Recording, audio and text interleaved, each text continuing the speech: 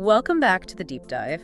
Today, we've got a really fascinating conceptual work by an artist, author, philosopher named Kim S. MacKenzie. It's called PINEAL TREE LAND, and it's from her collection Homage to the Stars by Day and by Night. And our focus today is tiny, physically tiny, a small organ in the brain, the pineal gland. But the ideas are huge. Right. We're not just looking at anatomy here. We're using MacKenzie's writing to think about this gland in a completely new way, a more mystical way, you could say. And that's really the core challenge of this deep dive. We're dealing with this duality. On the one hand, you have the hard science, the biological facts about this gland, which the source absolutely acknowledges. Okay. But then, almost in the same breath, MacKenzie elevates it. It's not just a gland anymore. It's a sacred apparatus, a power center of command. So our mission is to sort of unpack how she builds that bridge from biology to, well, philosophy. Precisely. Okay, so let's unpack this. We have to start with the baseline, right? The biology. To really get the leap she's taking, you have to know where she's leaping from. And she gives us a really vivid location for it. She says this apparatus lies between and just behind the eyes. And that placement is so important. It's central, it's hidden, but it's also perfectly positioned, almost like an observation post. And the source confirms its name, of course. It's known as the pineal gland, but she immediately points to the shape. The pine cone shape. She says it's said to be a pine cone shape. And that little detail, that shape, that's going to become everything as we go on, isn't it? It's the absolute linchpin. It's what connects the physical thing to this whole metaphysical idea. Okay, but before we get to the big ideas, we need function. Shape is one thing, but what does it do? Right. And the source cuts straight to its main job, controlling the melatonin rate. And we can't just gloss over that. This isn't just about feeling sleepy. This is the master regulator for our entire 24-hour experience. It really is. Melatonin is what tells our body when it's day and when it's night. MacKenzie gets that completely, saying that this control activates ability to glide between waking and dreams. I love that phrase, glide between waking and dreams. It's not just falling asleep. It's an active transition. An active, controlled mechanism. Yeah. And she describes the rhythm of it so well. Yeah, she talks about the movement from day to night, then back again. What she calls a pendulating wake-sleep swing. Pendulating, it gives it this physical, rhythmic quality, like a pendulum in a clock, just constantly, reliably oscillating. And if you think about it, that function controlling that swing is a command function, biologically. Oh, so? Well, the gland is essentially dictating the operational status of the entire body. It's the central authority saying, okay, time to shut down for maintenance, and all right, time to come back online. So when she calls it a power center of command, that's not just a poetic flourish. It's actually grounded in its biological role. Exactly. The science itself makes her philosophical leap feel earned, even before she gets into the really mystical stuff. Okay, so we have the foundation. A pine cone-shaped regulator right in the middle of everything, running the Daily Show. Now, let's get to that leap.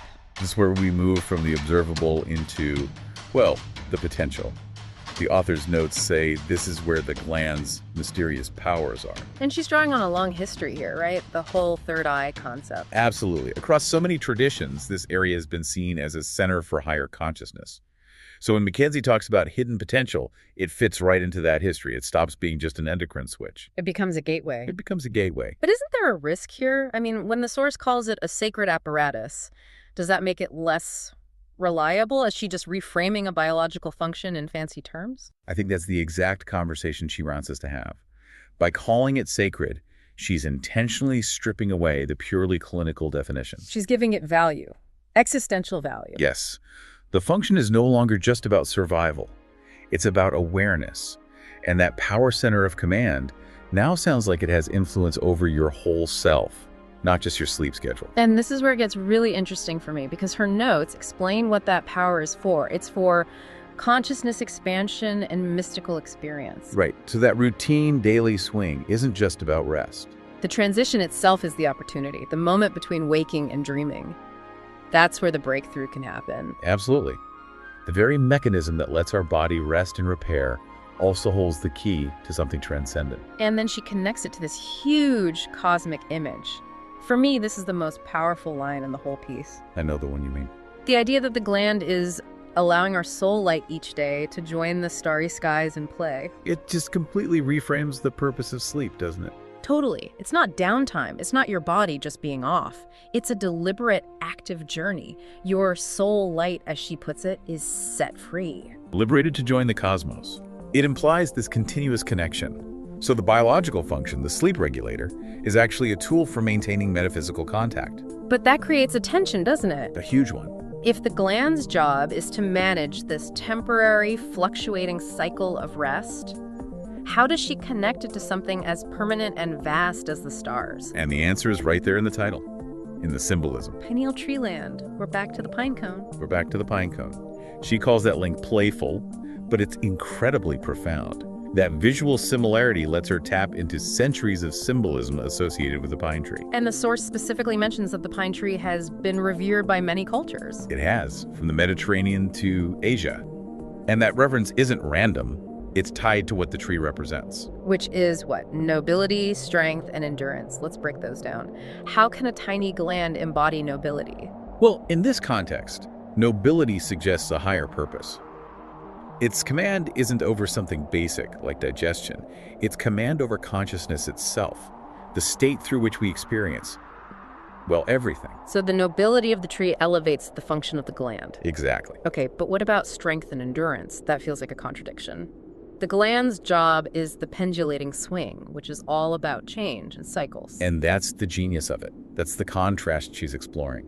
The gland's biological life is constant flux, day, night, day, night. But the symbolic power she attaches to it is the evergreen. The thing that doesn't change. The thing that endures through the harshest seasons. It stays green when everything else dies back.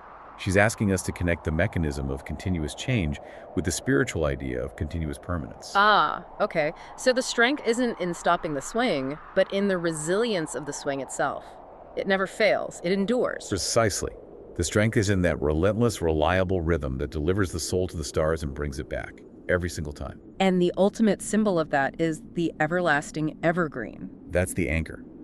The idea is that our waking life is full of temporary things, ups and downs, but the deeper reality managed by this organ, that's permanent. That's the evergreen part of ourselves. It's a perfect connection. The physical part looks like a pine cone, which immediately links you to the idea of the evergreen tree, which symbolizes endurance. You're dealing with temporary cycles, but the symbol you're using is one of unwavering permanence. It's a brilliant philosophical move. So it completely changes how you think about rest.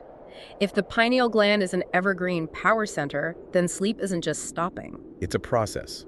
It's a process designed to connect your temporary self with your permanent, enduring self, a mechanism for spiritual renewal. It really makes you think about that transition state. Most of us just see it as, I was awake, now I'm asleep. But for MacKenzie, the swing is the opportunity. That moment is the doorway. And the pine cone itself is the symbol of that door. Historically, it's been a symbol of illumination, of enlightenment for thousands of years. You see it everywhere in ancient art and architecture. So she's not inventing a symbol. She's applying a really old, powerful metaphor to a modern, scientifically understood organ. That's it. The small hidden seed that holds the potential for illumination. Wow. So we've gone from a physical spot behind the eyes to melatonin rates, and now we're at a sacred apparatus that symbolizes cosmic endurance. And for you listening, that's the synthesis. It's seeing how a scientific fact can become the launch pad for a massive philosophical idea.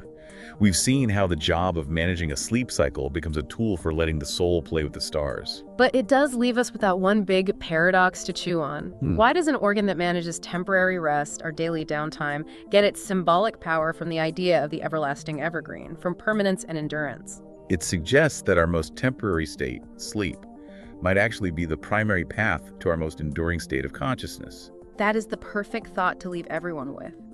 If this gland controls that swing between waking and dreaming, what is the real connection between our daily rest and these huge, enduring ideas of nobility, of strength? What's really happening in that swing? Maybe the key to our greatest potential isn't in what we do when we're awake, but in the rhythm we submit to every single night. Joining the starry skies in play. Thank you for joining us on this deep dive into Pineal Tree Land. We hope it gives you something to think about the next time you feel that shift from day into night.